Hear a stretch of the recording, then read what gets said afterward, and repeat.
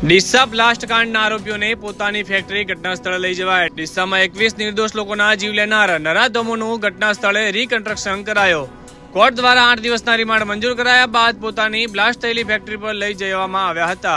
ડીસા બનાસકાંઠા શહેરને હચમચાવી નાખી હૃદયદ્રાવક ઘટનામાં 21 નિર્દોષ લોકોના જીવ લીધા બાદ આરોપીઓનું ઘટના સ્થળે રીકન્સ્ટ્રક્શન કરવામાં આવ્યું, જેમાં કડક પોલીસ બંદોબસ્ત વચ્ચે 2 મુખ્ય આરોપીઓને સ્થળ પર લાવવામાં આવ્યા હતા, જ્યાં તપાસની કાર્યવાહી હાથ ધરવામાં આવી છે।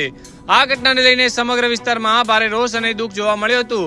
સ્થાનિક લોકો મોટી સંખ્યામાં એકત્રિત થયા હતા, પરંતુ પોલીસ બંદોબસ્તને કારણે કોઈ અનિચ્છનીય ઘટના ન બને તેની સંપૂર્ણ તકેદારી રાખવામાં આવી હતી।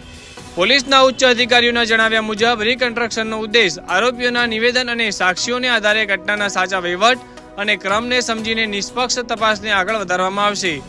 આ ઘટના સંબંધિત વધુ વિગતો અને ન્યાય માટે લોકો આતુર છે। પોલીસ દ્વારા આરોપીઓ વિરુદ્ધ કડક કાર્યવાહી થઈ શકે તેવી પણ શક્યતાઓ છે। રિપોર્ટર નરેશ રાજપૂતની સાથે જોતા રહો સમાચાર bureau report, central Bharat news, Banaskantha, Deesa.